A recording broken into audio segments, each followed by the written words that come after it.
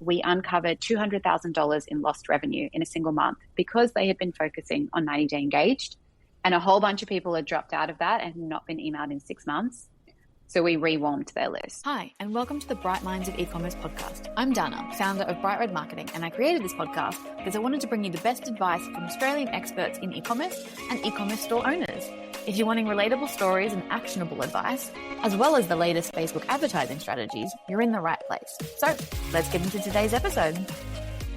Hi, and welcome to the Bright Minds of E-commerce podcast. Today we're here with Priya from Butler. Welcome, Priya. Thanks for having me, Dana. It's so good to have you on the show. So before we jump in, can you just give everyone a rundown on who you are, what you do, and why you're good at what you do? Absolutely. So I run Butler. We are an email marketing agency. We specialize in e-commerce brands, specifically generally 7- and 8-figure e-commerce brands. We help them grow their businesses and scale through email flows and also campaign management. So we do quite a bit of both. I'd say our email flows are particularly famous and how most people tend to find us. And yeah, that's what we do. And our team is very committed to excellence and is very much the thing that makes us different is that we're an extension of our clients' brands. And that's how they feel about us as opposed to just being an agency that sits as a third party and doesn't really get involved in the business. And that's why we recommend you to our clients.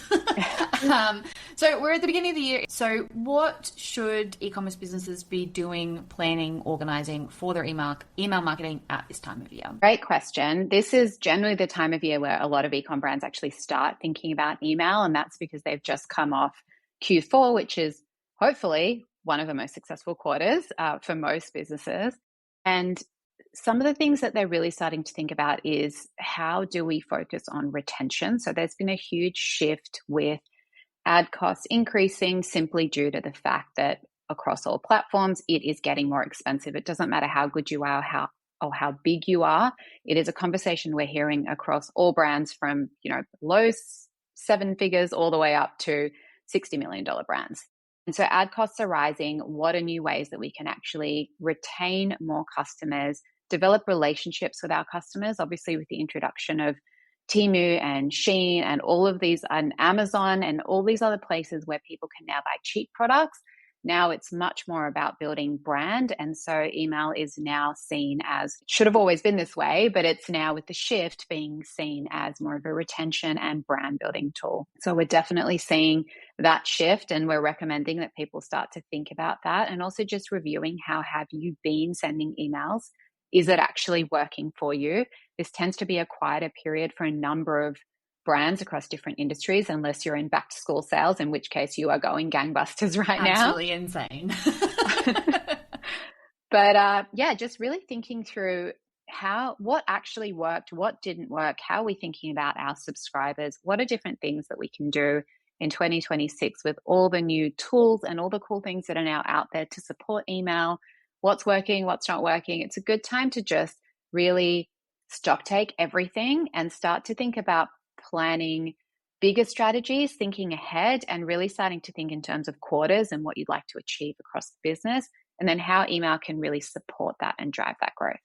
Yeah, I love that. We've been talking to a lot of our clients about retention as well, because obviously we run ads. That's great. We can get you new customers, but if you're not keeping them, it gets very expensive. In terms of retention, what are some of your favorite emails, flows, things that you do in the back end that really help support that? I think flows are the number one thing to get set up and have performing really well. The really tricky thing about flows is to understand when they're working and when they're not working. And most people, even brands that are doing, 7 figures a year, I've had a brand doing $10 million a year. They've never really had solid flows. And so they've got these flows that have been set up by some sort of agency and they're very cookie cutter.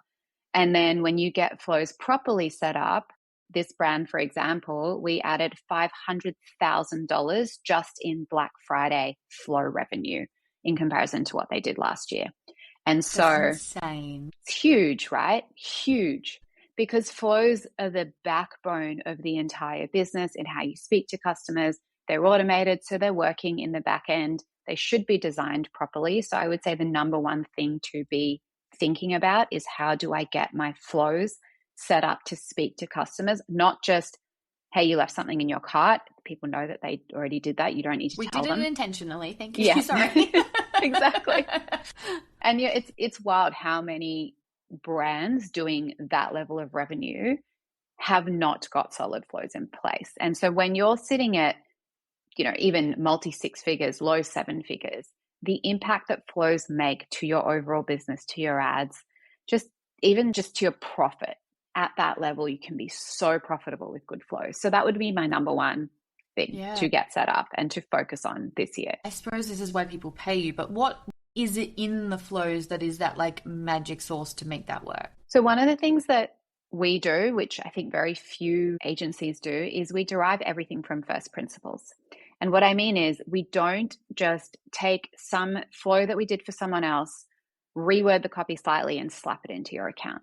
We actually look at your brand, your customers, what the purchasing behavior is across the funnel, who they are, what engagement they've had, what stage of the journey that they're in, and then we design flows that match that. Now, obviously, there are patterns across different sizes of businesses that we have been able to recognize, and we do follow those patterns, and now we know what works.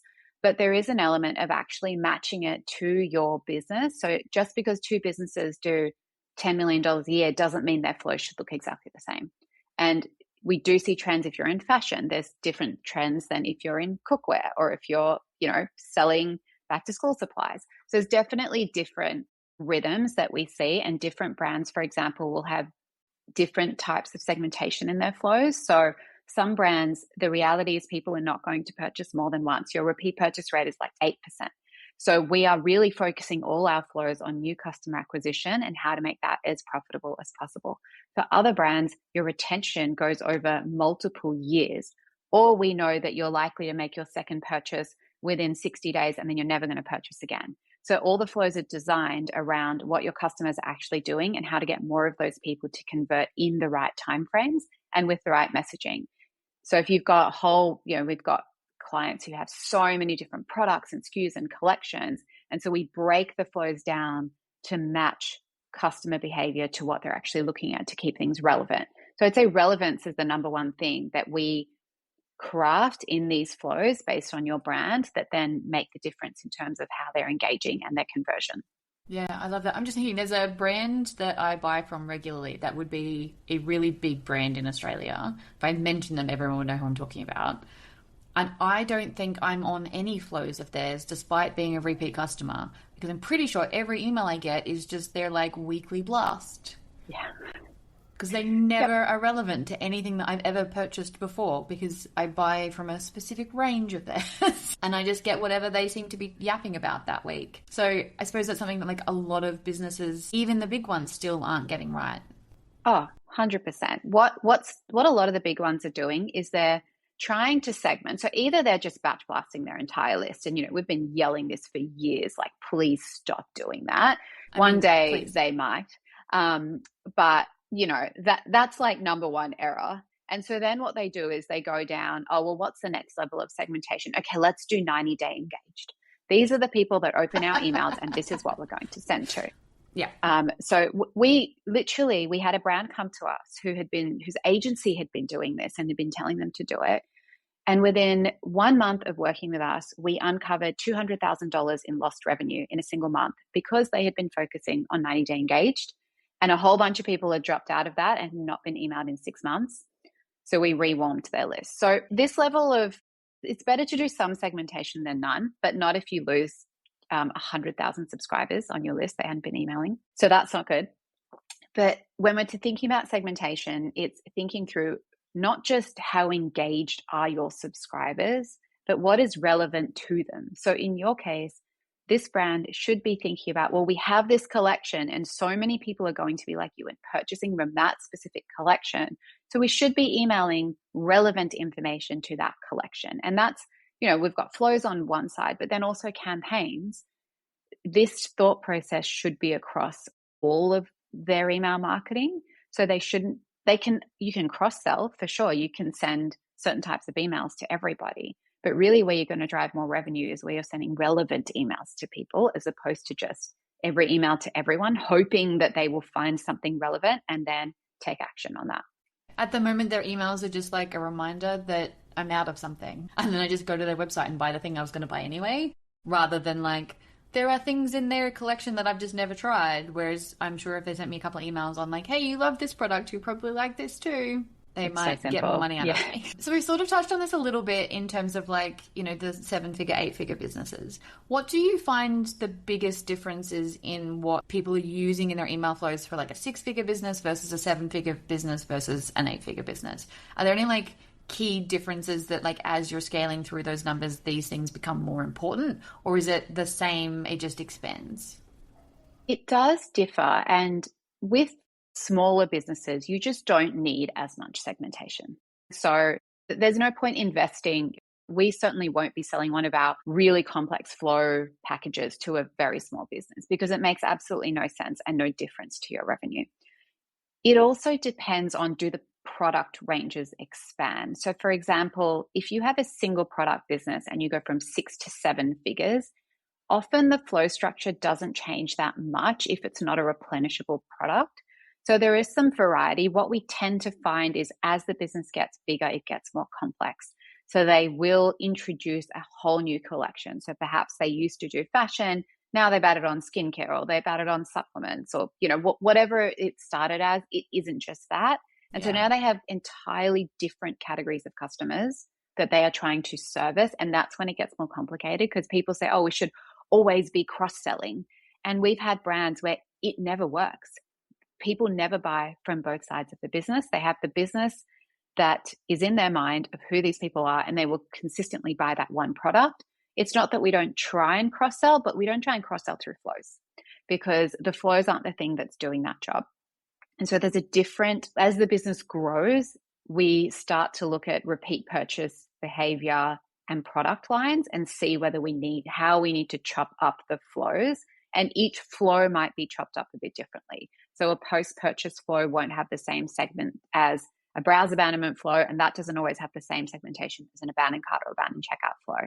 So it kind of depends on the flow as well. But certainly if you're a small business, just have some flows set up with some base level of segmentation and have really good flow set up, not like Klaviyo templated flows. What's wrong with the Klaviyo templated flows, just for anyone listening that's been relying on those? It's just one of those things where every single person has seen this email before. And so sending an email that says, still thinking about this, it's in your cart, buy now, is just, it's not going to cut it. And you're probably going to lose a lot of subscribers and they're unsubscribing or ignoring your emails because they're so generic. That's the biggest issue with them, other than the fact that they also look terrible. But, you know, you can get away with terrible looking emails if they're good emails. Look, I am definitely a fan of the like completely clean slate email. Like I have been in marketing for a very long time. You send me one of those as a brand, I'm like, oh, the founder emailed me. I'm so special. Yeah. Plain text emails for the win. And we use so much of them. They work really well. Yeah, because you think that you've been emailed personally for a minute. Well, if I'm thinking it for a minute, I'm sure people who aren't in marketing and around this actually think that's what's happening. People do. And it's really interesting because sometimes the plain text emails are they're not always designed to convert. They're designed to support or engage or, hey, can we ask, do you have any questions? Can we help? Yeah. And the way that we've tracked this is we've seen with our especially larger clients where they're getting these service requests through or emails through, and customer service is coming back to the person that we work with on the team saying, oh, hey, what have you been doing? Because all these people are replying to this email thinking that we're personally reaching out to them. Do we keep pretending like this is personally us reaching out to them because they think it's coming from you, or we've had a really great response, the sales aren't always easily attributed to that email, but we're able to see the benefits of that email because it's creating engagement with the rest of the brand, answering questions, becoming that dialogue. And that's the other piece that I think a lot of the bigger brands understand, but the smaller brands don't. They need a little bit of convincing that the point of email is to actually build relationships with subscribers. And it's not just about sales. Sales are important and they eventually come. You just won't see it. It won't come from that single email with Klaviyo attribution attached to it. And you can get away with that so much more with email marketing, and you can focus so much more on that relationship building because it's so much lower cost. Obviously, Klaviyo is not cheap. you're worth every penny. But like the act of sending the email is a lot cheaper versus trying to do the same job on meta ads, which is what we do, infinitely more expensive. Like so much better to send those like relationship building and do all of that via email and then like supplement with ads when you can and when you need to. But like that's the beauty of email. It's so important. Absolutely. And look, even when you pay a really good email marketing agency, the ROI on that should be more significant than the ROI on your ads. Just always is. And so if you look at it as an investment and you're looking at ROI, if you're not getting a greater ROI from email, then something's wrong. Yeah. Because that is one of the huge benefits of working with your email provider. And when people say Klaviyo is expensive, generally my answer to that is, are you not using it right? Because if you look at what you actually pay in your monthly subscription versus the revenue that it generates, it should be absolutely insane. It should be the best investment you've ever made. Not that, obviously when Klaviyo increased prices and that became a bit of an issue for some brands because of the way their business is structured and they're not getting repeat purchases. But at the end of the day, if you're using email right, Klaviyo is not actually very expensive. We have brands spending $2,000, $3,000, $4,000 a month with Klaviyo. That's nothing when you're generating $20 million a year from the 100%. Platform. Do you still subscribe to what was it? Your email marketing should account for 30% of your revenue. Does that still stand? Look, I think it's really dependent on a business. And yes, that's a great baseline rule of thumb. If you're lower than that, it can be those situations where you've got the one-off purchases. And so what we'll see is a spike in Q4 of, for example, gifting brands, which are very one-off. We'll see spikes of email revenue in Mother's Day. We don't always see that 30% if your brand is hugely one-time purchase gifting focused. Yeah. Where sometimes it really should be 40% plus is where we're talking high repeat purchase. We do have brands which have 50% email revenue, which is incredible. But again, this comes from the fact that they have such a high repeat purchase rate. And so it really depends on the brand as to where we really think they should be. And so if you've got subscription revenue, if you've got this other stuff going on, really email should be more than that. Yeah, perfect. Wonderful. Let's see if we can go through some like practical things. What was like the most successful thing you've done recently and what did that look like? So there's two things we did last year, and I want to mention both if that's okay, because go for it. This is in January and one of them is really relevant for Easter.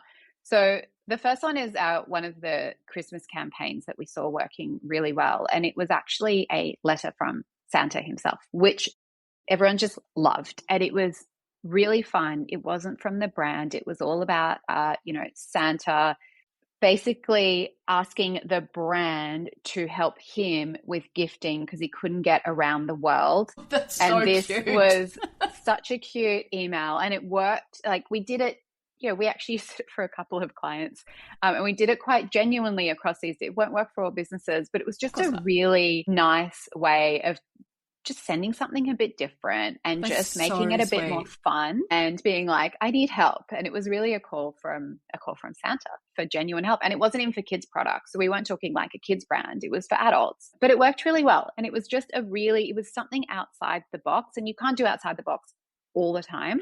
But that actually was, we have a few clients that allow us to take risks. And they're always like, feel free to do something different. And we've written poems, we've done all sorts of things. And so that was one that was really fun. So beautiful. The second one was an Easter egg hunt, and we'll be doing this again this year.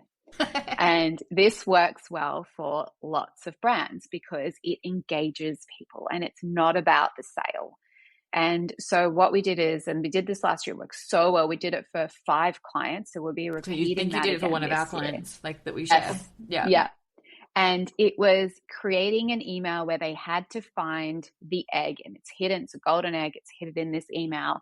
And then for some of our larger clients, they actually did a whole Easter egg hunt on their website as well for discount codes. And so people had to first you have to find the egg in the email, right? Because we want clicks. We're here for clicks to ensure that our deliverability is up. We're obviously always trying to optimize for the boring metrics that sit on the back end of email.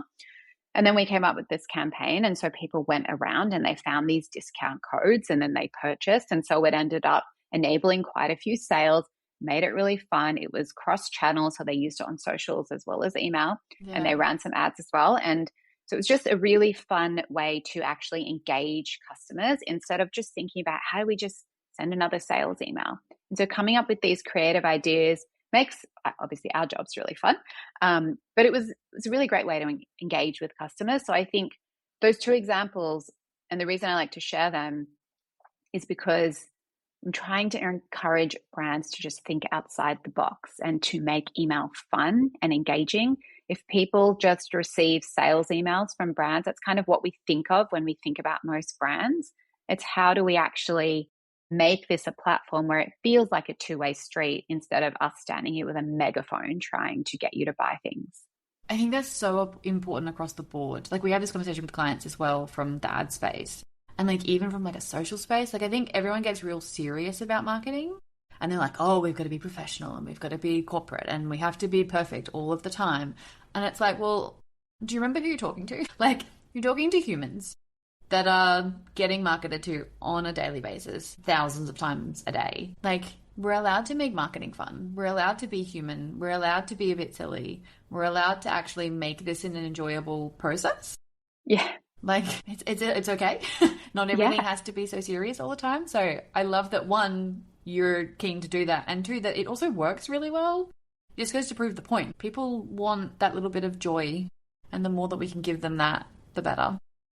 And I love that framing as well of joy. I don't think we think about that enough. We think so much about how do we get people to buy products, but we don't think enough about how do we make the experience better for a customer. If this was an actual store that they walked into, what would we want them to feel? And that doesn't always have to be joy, but some sort of emotion, some sort of connection, even educational emails. They've been working well, and I've been harping on about them for 2 years. And I've had brands that just absolutely refuse to send them because they just want to make sales. And of course, those brands are the ones that we end up, letting go from our end because they're not a good fit. They don't get the long-term results, and they continue to try and just push sales 24/7, and they lose engagement with their subscribers. People just don't want to be sold to all the time.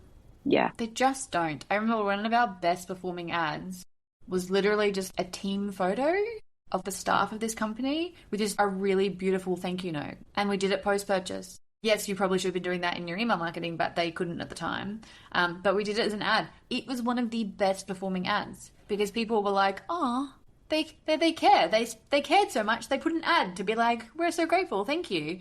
And they're spending money to 20, do that, 30 times return on ad spend on this one ad. Amazing. And we were just like, cool. Thank you for letting us test that. Because again, people just want to deal with people. They want that human interaction. Like, yes, cool, your product's great. Cool. Lots of people have great products. People are going to repeat buy from people that make them feel something. They feel a part of something. So absolutely. I just love that. I love that. Yeah. And the other thing is educating people and adding value to their lives. We do have, sometimes they're the best performing emails, and sometimes they don't perform from a conversion perspective at all, $0.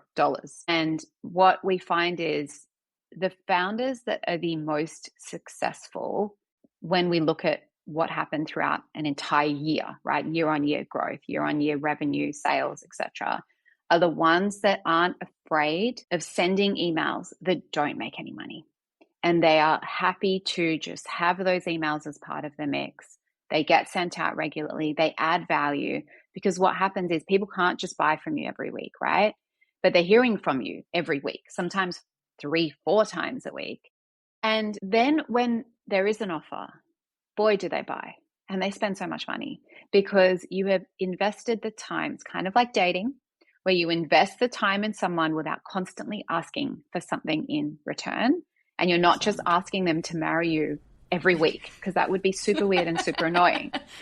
So much so. Yeah. It's like no one wants to read something that's a sales pitch every single time, especially if you're sending that 3 times a week. Like, give me something else to engage with. Exactly. And so if you can become a long-term thinker as a founder in 2026, I feel like that's one of the superpowers that we don't even, there are businesses that make $5+ million a year that still don't quite have it. And they're in this constant reactive state because they are so afraid to just let go a little bit, send the emails, maybe run the ads that are educational. Not everything is about selling, and not everything is about direct response marketing. And even though we are kind of direct response marketers, I think the more that we can go back to some of that old school marketing where we are just raising awareness, building brand, and doing some of those things that we used to do back in the day before social media, where you couldn't one for one track the return, those are the things that end up doubling and tripling year on year growth. I almost think it's detrimental how much we can track these days.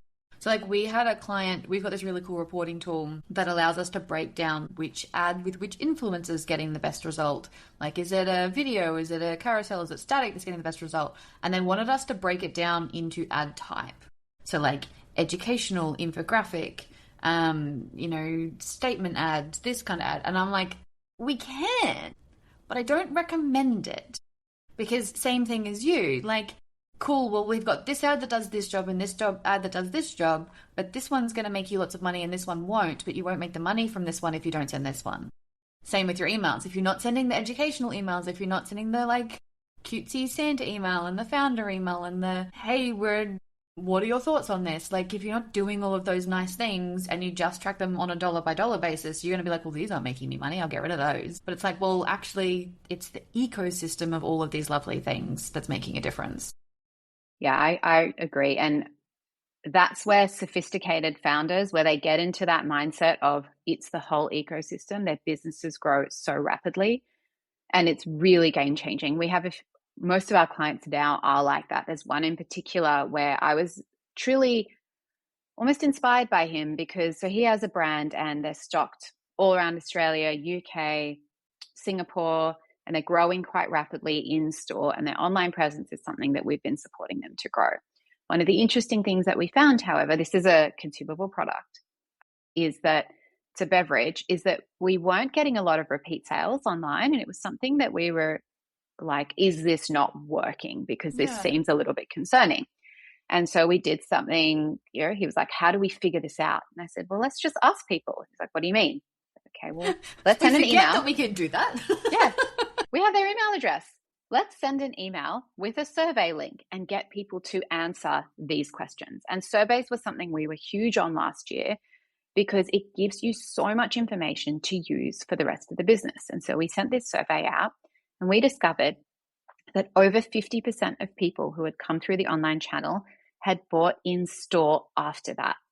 And so while we were not seeing the return online, it was actually benefiting in-store growth, and they were purchasing, which then fed back to the rest of the team, because now what we're doing is the ads team is able to aggressively go after first-time customers online, and then we are aggressively pushing them into the stores. And because he is not concerned about, oh, well, dollar for dollar, what's Klaviyo attributing? We know now this is hugely profitable to run these ads, even if it's at a break-even point for the entire year. Q4, we make all of the money online because the deals are so good. But for the rest of the year, the money is all being made in store. So it's this funnel that really works as an entire ecosystem.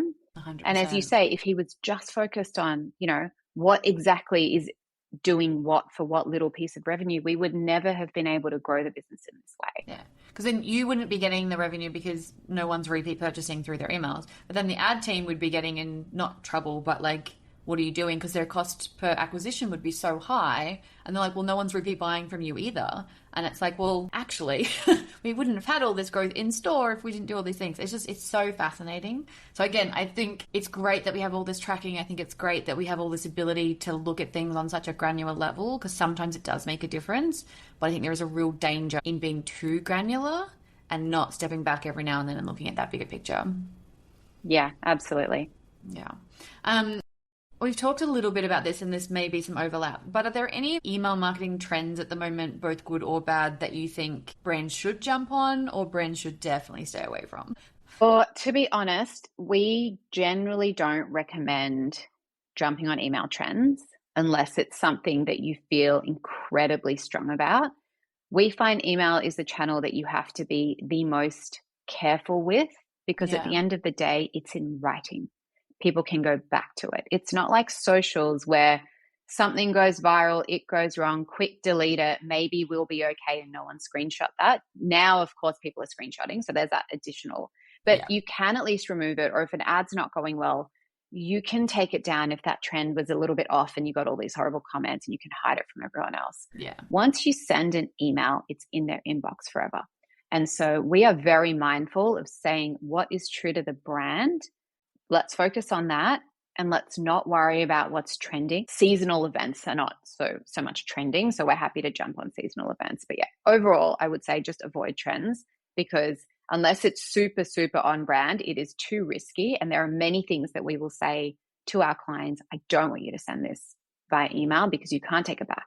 So you really need to, it is that whole framing of, if this ended up on the front page of a newspaper / Facebook at this point, would you be okay with that? Yeah. And if not, then we don't send it. Yeah, I think it's wise. I like that. And finally, I feel like we can't have a marketing conversation this year or last year without talking about AI. So how are you finding it impacting the email marketing space? Do's and don'ts? What sort of your thoughts on this? This is so interesting because honestly, we've had so many AI tools come out that claim to replace the entire email system. We're going to write your email and create an image for your email and structure your email, and we're even going to put it in Klaviyo, and all you need to do is hit send and we'll do all your segmentation and it'll be amazing. And so we were really like, this is awesome. Let's go check out some of these tools. And so they write the email and the email sounds incredibly AI and incredibly generic. And then they create the image, and yes, it's gotten better. I will admit that, Nano Banana and all these things that have been integrated. Nano Banana is insane. Will I use it for clients? No. Will I use it for funsies? Absolutely. Yeah, exactly. And there are a couple of clients where the design with AI has been incredible. So what I'd say about the overall tools is they do a pretty awful job of most of the things. And that is because they are trying to do all the things. And even when you think about the functions of humans, there are very few people that can strategize, write, design, execute, and implement to perfection across the board. There's a reason we have specialists in design. Like, we have some of the best designers on our team. We've got the strategist, the copywriter, like the implementer who's insane with attention to detail. You get your designer to do that job, it doesn't work as well. So there's a reason we have specialists as humans. And I do think there is a place for AI right now with email, but it's certainly not this all-in-one tool that will solve all your problems, particularly if you are a larger brand where brand is incredibly important. As a smaller business, sure, you can probably get away with some of these if you're willing, but not if you're actually wanting to become a large business. If you want to stay small and, do that thing, you can probably do it. Where it is becoming really interesting, however, is I'd say particularly from a design perspective, there are clients where designing emails was so difficult because they don't have assets. So we're not talking skincare where you can take pretty products of your photos or makeup or any of these types of things. We're talking brands where they create like model airplanes, and that doesn't look cool without a really cool background, which, you can't take. It was very hard to get Photoshop and everything. Like, we'd have to put it all together and design this background of a rocket ship taking off with the actual rocket ship in the front. Like, this used to take forever. Yeah. Right. So now that's really easy with AI, and they're very cool images. We have another brand where, we're talking if it's Lego or if it's these different things, which is very, very hard to go and create as a brand. Like, it's very expensive to go and build all these different things and then get humans to take photos, whatever. So now anything that's kind of a little bit more like playful, there are places where we can start to bring AI imagery in, but it certainly isn't overlaying the correct font. So there's still manual work involved in ensuring that this email has all the best design principles. It's sized, it's ready for mobile, it's dark mode appropriate, all of this. But so right now, design is pretty cool in terms of individual design features and that sort of thing that we can use. That's probably my favorite place in terms of how other people, if they want to start experimenting with AI for email. The other thing is thinking through some of your analytics. Obviously, you have to be really mindful of what you put into AI. You do not want to put all of your revenue numbers and everything else into AI for all of that. And a lot of people do this. And, if If you feel like sharing everything about your business, feel free. But there are things that you can look at as someone who doesn't know a lot about email. You can go in and strip out certain bits of information and say, like, which campaigns are performing, or what kind of trends, what subject lines are performing well. So if you don't have an analytical background, I think AI can be really useful from an analytical point of view in terms of supporting with that analysis and then helping you decide what to do next. Obviously, judgment matters. AI is definitely really good at telling you that everything you say is correct and making you feel really so many fights with it lately. I'm like, you just keep telling me that I'm right, but I know I'm wrong. So where am I wrong? Because you just keep telling me that I'm right, which is nice, but incorrect. Yeah. Yeah. It is that exact thing where it's like that that meme that's going around, which is, oh, I love AI. I put a text message fight of me and my husband into ChatGPT and it told me I'm right. And it is really that it keeps reinforcing that everything you say is correct. And when you pick up an error, it will be like, oh, great pickup on that error. And I'm like, that was simple math. Supposed to be the smart one. Yeah. Yeah. So it's important to be very careful with that, although it can be helpful in, if you have a basic understanding of analytics, it can be helpful in drawing out some of those insights and just making that process quicker so you don't have to do so much of that manual Excel work that you may have previously been doing. Copywriting, yes, if you train it for solid hours on what is good. If you go in and try and write an email flow, you tell ChatGPT to go and write you an abandoned cart flow, the rubbish that it will spit out will destroy your business and your brand. So be very careful of, just use it. I think AI, as I said, well trained with all the principles in it. If you train it up like that, yes, it can be helpful. You still have to have a layer of judgment on what makes a good email.